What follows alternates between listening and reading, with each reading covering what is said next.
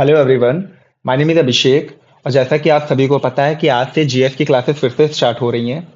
देखिए, ये जो जीएस की क्लासेस होगी, आपका असिस्टेंट प्रोफेसर जीआईसी या अदर्स जितने भी एग्जाम्स हैं जिसमें जीएस पूछा जाता है या जीएस के क्वेश्चंस आते हैं, ठीक है, उसके लिए इंपॉर्टेंट है। आज जो जीएस का सेक्शन है, मैं पॉलिटी की एक टॉपिक है मौलिक अधिकार, उसके एमसीक्यूज से मतलब स्टार्ट करने जा रहा हूँ आज की वीडियो। देखिए, आपको भी मालूम है पॉलिटी एक कोर सब्जेक्ट है जीएस में। और मोस्ट फेवरेट अगर मैं दो सब्जेक्ट की बात करूं, उसमें पहले नंबर पर आपका पॉलिटी होगा और दूसरे पे होगा मॉडर्न हिस्ट्री। ठीक है, और मॉडर्न हिस्ट्री में आप देख रहे होंगे कि 1857 क्रांति से 1947, है ना, ये 47 है, 1947, इसके जो जितने भी आंदोलन हुए होंगे, राष्ट्रीय आंदोलन, इससे क्वेश्चन पूछे जाते हैं। ये दो टॉपिक हैं जो आपके पॉलिटी और मॉडर्न हिस्ट्री का ये बहुत ज्यादा इंपॉर्टेंट है। ठीक है, तो मैं चाहूंगा कि पहले इसको कंप्लीट कर लिया जाए, उसके बाद आपका जो इन्वायरमेंट का क्लासेस है वो भी आपको प्रोवाइड कर दी जाएंगी। ठीक है, इन्वायरमेंट हो गया आपका, पॉलिटी हो गया, हिस्ट्री हो गया, इकोनॉमिक्स हो गया, करंट अफेयर्स भी मैं लेके आऊंगा। ठीक है, और मैं आपको बता दूं जीएस और करंट अफेयर्स की आपकी सेपरेट वीडियो, मतलब सेपरेट आपका प्लेलिस्ट बन जाएगा। आप वहां पर देख के प्लेलिस्ट पे जाके इजीली जो है वीडियो देख सकते हैं। ठीक है, इस क्लास में कोशिश की जाएगी कि ज्यादा से ज्यादा आपको नोट्स ना बनाने पड़े, आपको यहीं पे क्लास में ही याद हो जाए। ठीक है, तो चलिए स्टार्ट करते हैं।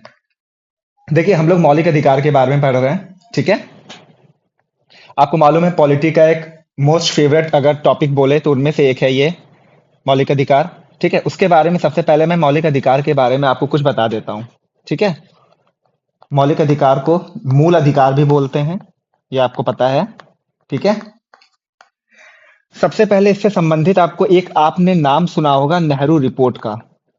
ठीक है, नेहरू रिपोर्ट का आपने नाम सुना होगा। यह सन याद कर लीजिएगा, ये टाइम याद कर लीजिएगा, बहुत इंपॉर्टेंट है, 1928 याद कर लीजिएगा। नेहरू रिपोर्ट 1928, नेहरू रिपोर्ट जो पेश पेश की गई थी, ये मोतीलाल नेहरू की अध्यक्षता में पेश की गई थी।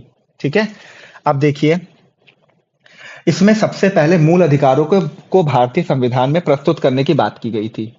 यानी आपसे ऐसे क्वेश्चन पूछ सकता है कि किस रिपोर्ट के अंतर्गत मूल मूल अधिकार या मौलिक अधिकार को भारतीय संविधान में पेश करने की इच्छा जाहिर की गई थी, की गई थी। ठीक है, तो ये हो जाएगा आपका नेहरू रिपोर्ट 1928।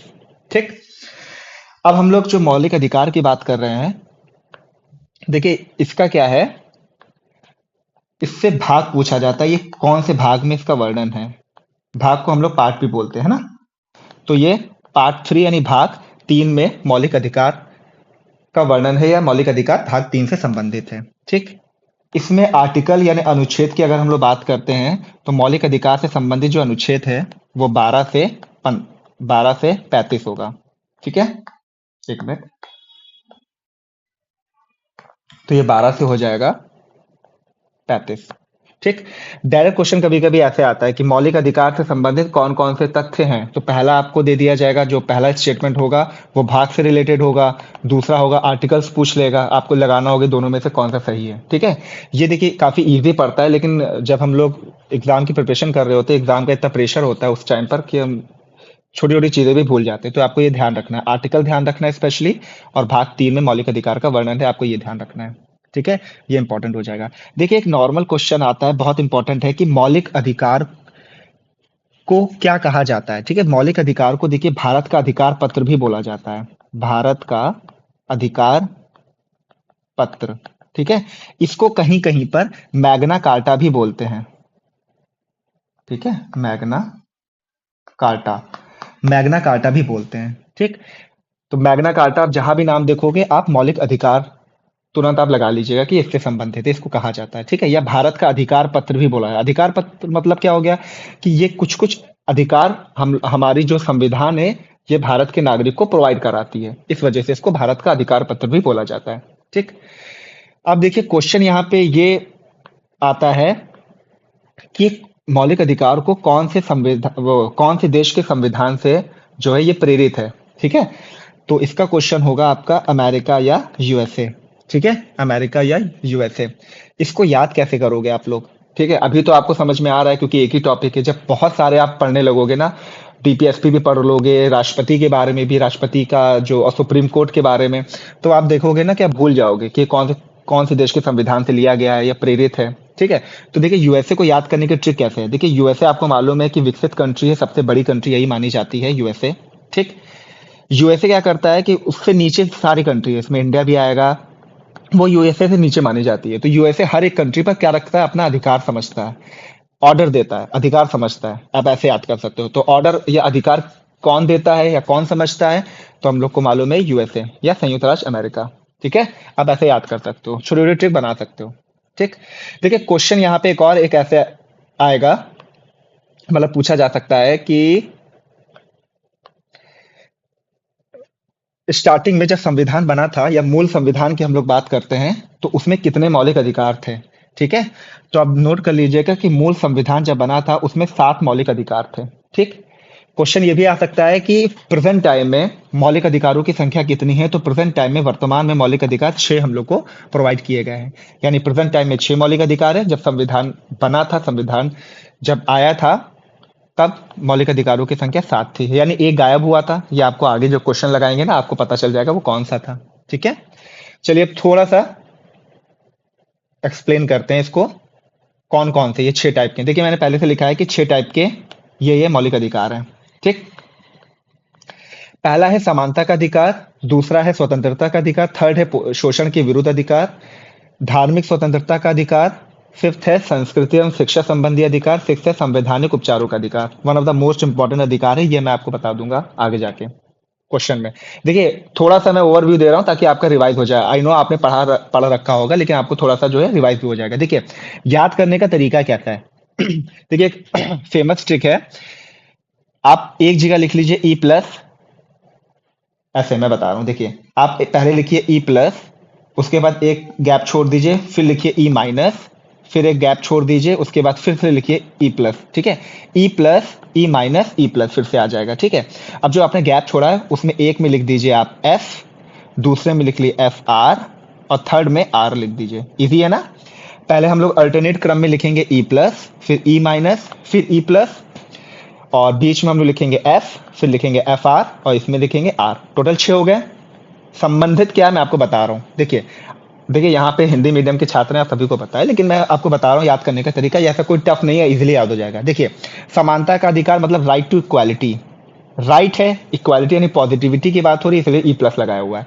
ठीक, मैं आपको याद करने का तरीका बता रहा हूँ। देखिए एफ से क्या हो जाएगा, स्वतंत्रता का अधिकार, राइट टू फ्रीडम वाला आ गया, एफ से फ्रीडम हो गया। ठीक, ई माइनस हो गया शोषण के विरुद्ध अधिकार, शोषण हो रहा है इसलिए यहाँ पे मैंने माइनस लगा दिया, एक्सप्लॉइटेशन बोलते हैं शोषण को, एक्सप्लॉइटेशन। ठीक है, एफ आर हो गया आपका धार्मिक स्वतंत्रता का अधिकार। ठीक है, धार्मिक, freedom of religion, F R से फ्रीडम ऑफ रिलीजन।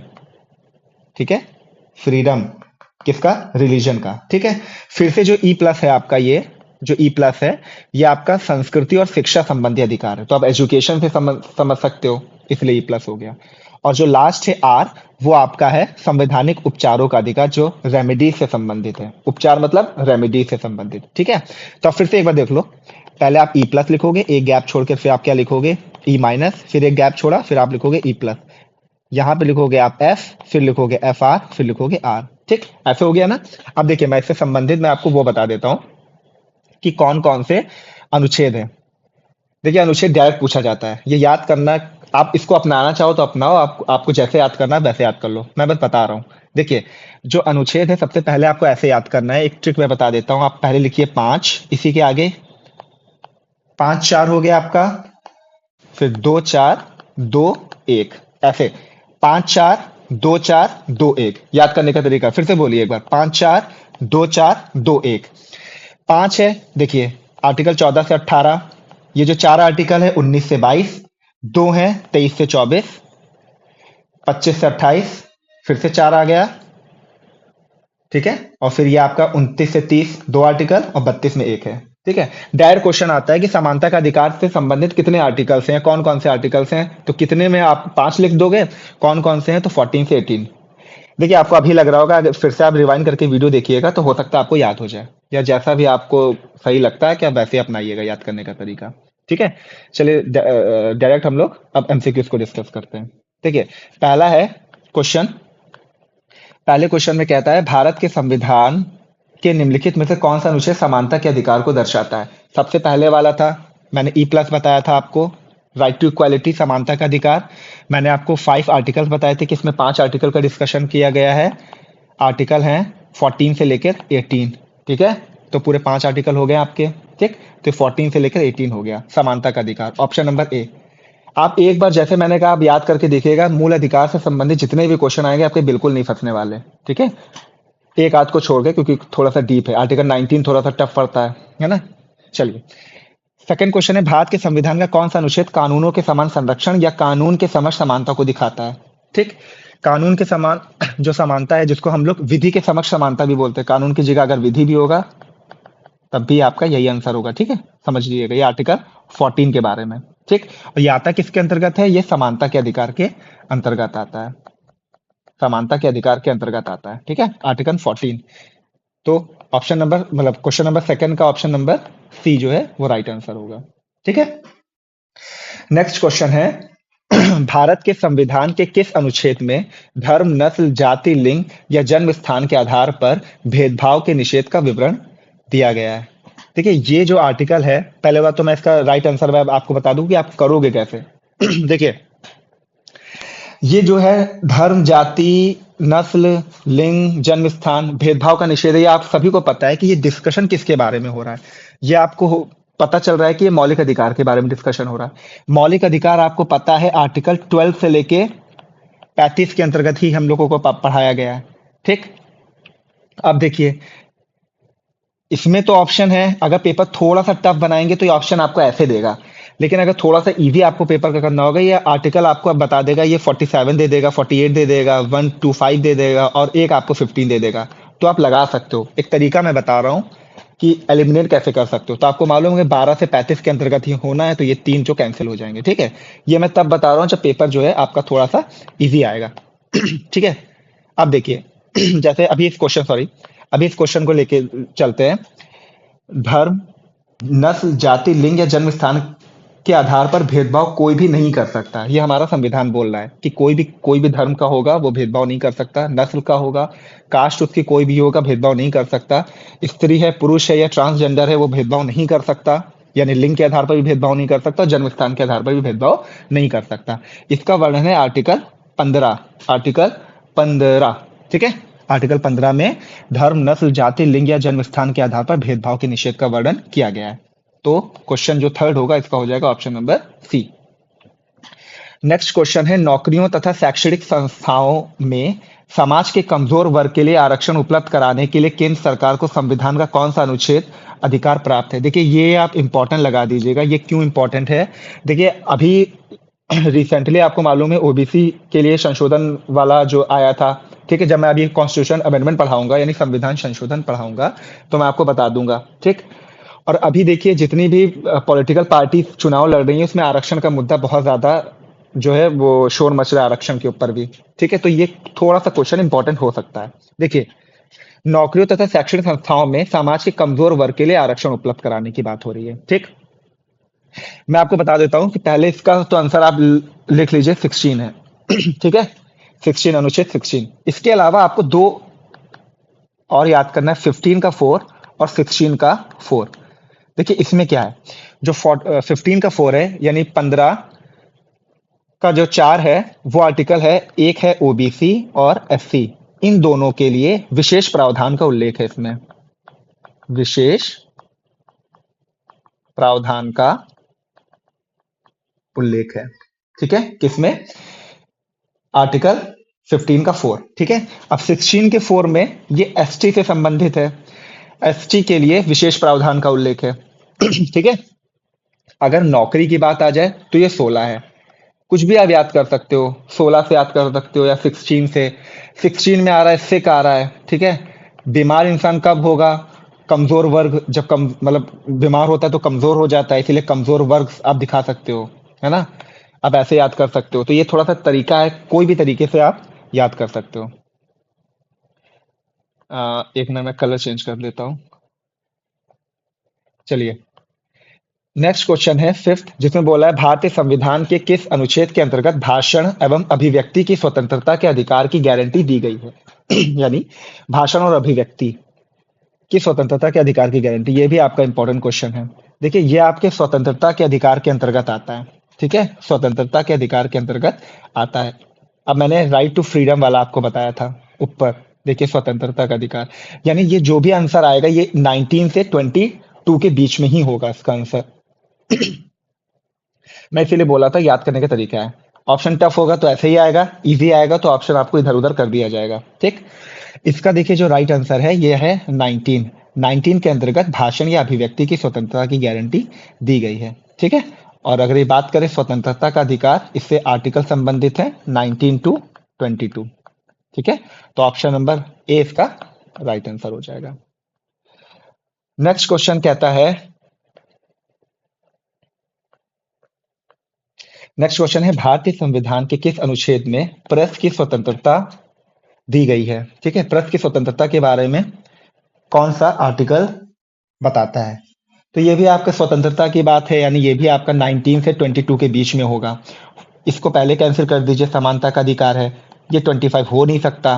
20A और 19 में कंफ्यूजन है। 20A वर्ड फेमस है, आप सभी को पता है, मैं बताऊंगा क्यों। तो इसका पहले बात तो राइट आंसर हो जाएगा ऑप्शन नंबर डी, अनुच्छेद 19। ठीक है, अभी मैं 21 के बारे में आपको बताता हूँ आगे चल के। देखिए, भारत के संविधान में कौन सा अनुच्छेद अपराधों के लिए दोष सिद्धि के संबंध में सुरक्षा का प्रावधान करता है। तो 7th का आप लोग आंसर टाइप करिएगा अगर किसी को आता है। देखिए 7th है ऑप्शन नंबर 20। कैसे आएगा, देखिए 20। ठीक है, दोष सिद्धि, आप ऐसे कर सकते हो, दोष 20 आ रहा है, याद करने के लिए मैं बता रहा हूं, तो आप ऐसे कर सकते हो। दोष सिद्धि अपराध, 20 साल कैसे याद कर सकते हो, 20 साल की उम्र में किसी ने कोई क्राइम कर लिया, अपराध कर लिया है ना, उससे आप याद कर सकते हो। तो आर्टिकल 20 में अपराधों के लिए दोष सिद्धि के संबंध में सुरक्षा का प्रावधान किया गया है। तो 7th का हो जाएगा option number B. Next question है, भारतीय संविधान का अनुच्छेद 21 किससे संबंधित है। One of the most important question. कैसे, देखिए अनुच्छेद 21 किससे संबंधित है। अनुच्छेद 21 जो है ये आपका जीवन का अधिकार बताता है, ऑप्शन नंबर सी इसका राइट आंसर हो जाएगा। ठीक है, जिसके अंतर्गत क्या बोला गया है, जीवन का अधिकार मतलब प्राण एवं दैहिक स्वतंत्रता का संरक्षण, का संरक्षण। देखिए पहले क्या था, आप सभी को पता है, पहले वोट के लिए क्या उम्र होती थी, 21 होती थी, 21 होती थी, फिर 18 हो गई। तो आप ऐसे याद कर सकते हो कि मैं 21 साल का हो गया हूं या हो गई हूं, तो प्राण और दैहिक स्वतंत्रता का अधिकार है ना। बस याद करने का तरीका मैं आपको बता रहा हूँ। तो जीवन का अधिकार है, आप क्वेश्चन कर सकते हो। आप कभी कभी किसी से लड़ते हो तो कहते हो कि ना मैं मैच्योर हो चुका हूँ, मैं एडल्ट हो चुका हूँ या हो चुकी हूँ, तो मुझे जीवन का अधिकार है ना। तो आप वैसे याद कर सकते हो। तो 21 क्या है, जीवन का अधिकार। और 21 का ही एक इंपॉर्टेंट है, 21A, 21A कौन सा है, यह है शिक्षा का अधिकार। शिक्षा का अधिकार जो मैंने आपको बताया था। ठीक है,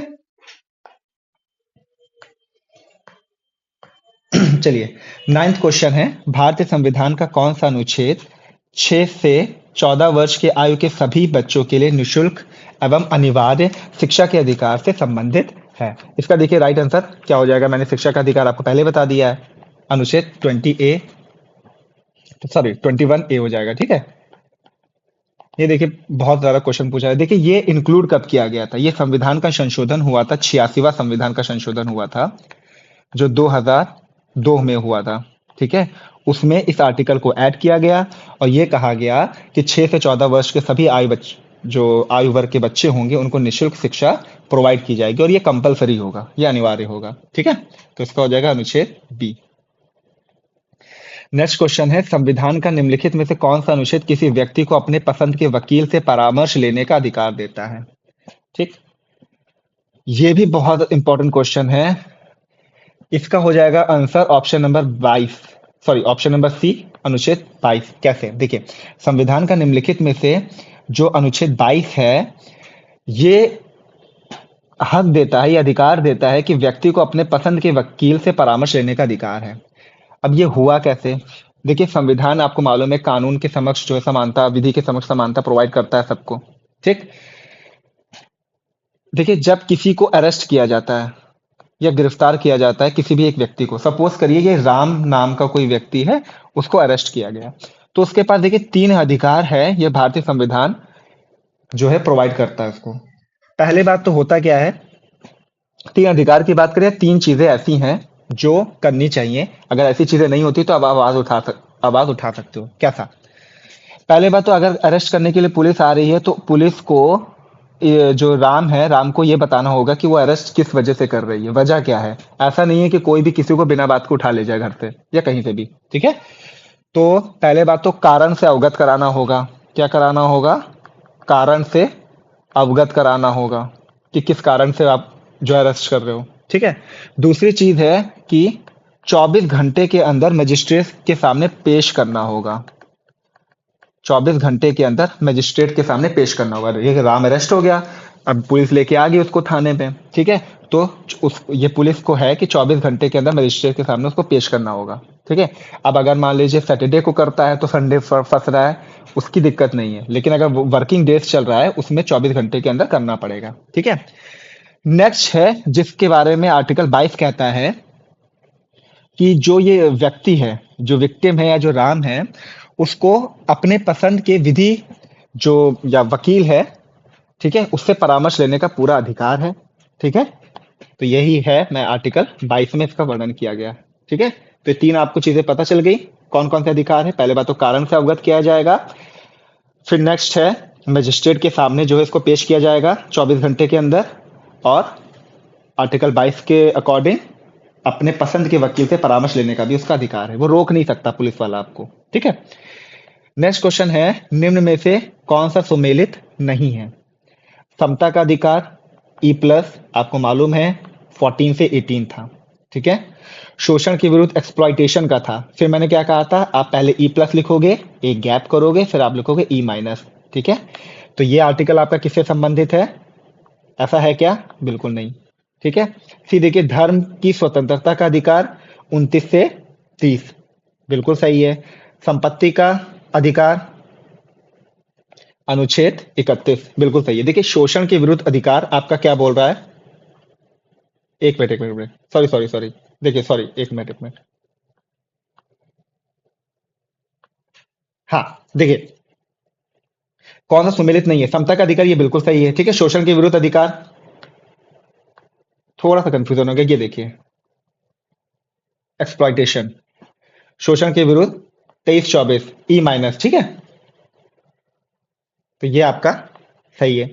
धर्म की स्वतंत्रता का अधिकार ये नहीं है, इसको काट दीजिएगा, और संपत्ति का अधिकार ये तो है, ऑप्शन नंबर सी। देखिए, अब मैं आपको बता देता हूं ये है क्या। देखिए, जो आपका धर्म की स्वतंत्रता का अधिकार था, यानी फ्रीडम ऑफ रिलीजन, ये आर्टिकल आपका 25 से 28 के अंतर्गत इसके बारे में बात की गई है, ठीक है। चलिए, समता का अधिकार बिल्कुल सही है। शोषण के विरुद्ध अधिकार 23 से 24 आर्टिकल, धर्म की स्वतंत्रता का अधिकार 25 से 28। नेक्स्ट क्वेश्चन है, निम्न में से कौन सा कथन गलत है? संपत्ति के अधिकार को 44वें संविधान संशोधन के बाद हटाया गया। संपत्ति का अधिकार अब मात्र एक नैतिक अधिकार रह गया है। इस समय केवल 6 मूल अधिकार हैं। भारत में मूल अधिकारों को अमेरिका के संविधान से लिया गया है। देखिए, मैंने स्टार्टिंग में आपको बताया था कि अधिकार हर कंट्री पे कौन दिखाता है? यूएसए दिखाता है, तो ये तो बिल्कुल सही है। इस समय 6 मूल अधिकार हैं, बिल्कुल इस समय 6 मूल अधिकार हैं। स्टार्टिंग में 7 थे, प्रेजेंट टाइम में 6 हैं, ठीक। 44वां संविधान संशोधन के बाद हटाया गया है, बिल्कुल सही है, ये भी सही है। देखिए, संपत्ति का अधिकार मात्र एक नैतिक अधिकार रह गया, ये बिल्कुल गलत है। नैतिक अधिकार नहीं रह गया, ये सिर्फ नैतिक अधिकार देखिए नहीं रह गया है, ये आपका विधिक अधिकार बन गया है, ठीक है, या कानूनी अधिकार बन गया है। देखिए, थोड़ा सा एक्सप्लेन मैं करूंगा इसको। 44वां संविधान संशोधन हुआ था, ठीक है, ये हुआ था 1978 में, ठीक। इसमें क्या हुआ था, जो कानून जो संपत्ति का अधिकार था ना, इसको हटा दिया गया था और इसको कानूनी अधिकार बना दिया गया था, ठीक। यहाँ पे एक क्वेश्चन आता है कि संपत्ति का अधिकार का फिर वर्णन किसमें है? अगर मान लीजिए उसको मौलिक अधिकार से हटा दिया तो वर्णन अब कहाँ है? संविधान में कहाँ होगा? तो ये है आर्टिकल 300 क में या 300 ए में, ठीक है। ये आर्टिकल है, आप इससे याद कर लीजिएगा, जिसको कानूनी अधिकार बना दिया गया है, ठीक है। तो बी का क्या हो जाएगा? गलत जो है, मतलब कथन कौन सा गलत है? ऑप्शन बी, ठीक। चलिए, नेक्स्ट क्वेश्चन है आपका, निम्न में से कौन सा निम्न में से कौन सा अधिकार संविधान के अनुच्छेद 19 में नहीं है। ठीक है, देखिए, अभिव्यक्ति की स्वतंत्रता हो गया, संघ बनाने का अधिकार हो गया, कोई भी वृत्ति, व्यापार या कारोबार करने का अधिकार, और उपाधियों का अंत हो गया। ठीक, देखिए, ये जो थोड़ा सा ये टफ आपको इस वजह से पड़ जाएगा क्योंकि इसके लिए आपको डीप में मौलिक अधिकारों के जितने भी अनुच्छेद है ये आपको याद करने पड़ेंगे, लेकिन मैं ट्रिक तब भी आपको बता दूं। देखिए, उपाधियों का अंत, आपको मालूम है ना, नाइटहुड की उपाधि दी गई थी किसी को, किसी एक फ्रीडम फाइटर को। कमेंट करिएगा जिसको पता है कि नाइटहुड की उपाधि किसे दी गई थी। दो ऑप्शन मैं आपको दे रहा हूं, एक महात्मा गांधी दे रहा हूं और दूसरा रविन्द्रनाथ टैगोर दे रहा हूं। ठीक है, आप इन दोनों को बताइएगा कि नाइटहुड की उपाधि इनमें से किसको दी गई थी। ठीक, या किसी और को भी दी गई है तो किसको दी गई है, आप कमेंट सेक्शन में कमेंट करिएगा अगर आपको पता है तो।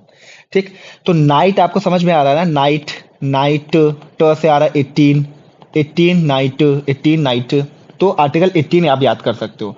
तो आर्टिकल 18 में उपाधियों के अंत से संबंधित बात की गई है कि उपाधियों का अंत आर्टिकल 18 से संबंधित है, तो यानी ये आर्टिकल 19 में नहीं है। तो इसका हो जाएगा ऑप्शन नंबर बी। ठीक है, ये आर्टिकल 18 में इसका वर्णन किया गया है।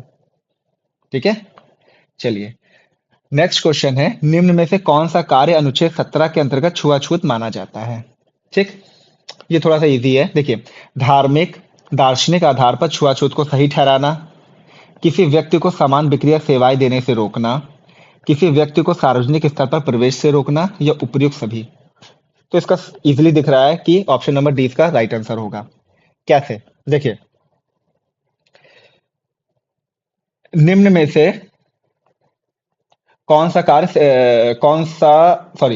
कार्य अनुच्छेद 17 के अंतर्गत छुआछूत माना जाएगा। देखिए, किसी को धार्मिक, दार्शनिक आधार पर, कोई किसी धर्म से संबंधित है, कोई दूसरा धर्म का हो, वो ये कहे कि आप दूसरे धर्म के हो तो मैं आपको छूऊंगा नहीं, है ना, थोड़ा सा दूरी बना के रखूंगा, तो ये बिल्कुल गलत है, ये आपका छुआछूत माना जाएगा। आप किसी व्यक्ति विशेष को रोक रहे हो या किसी समुदाय को रोक रहे हो कि आप ये सामान खरीद नहीं सकते, आप रोक नहीं सकते किसी को, है ना, तो ये भी छुआछूत के अंतर्गत आएगा। तो ये ऑप्शन नंबर सी इसका राइट आंसर हो जाएगा।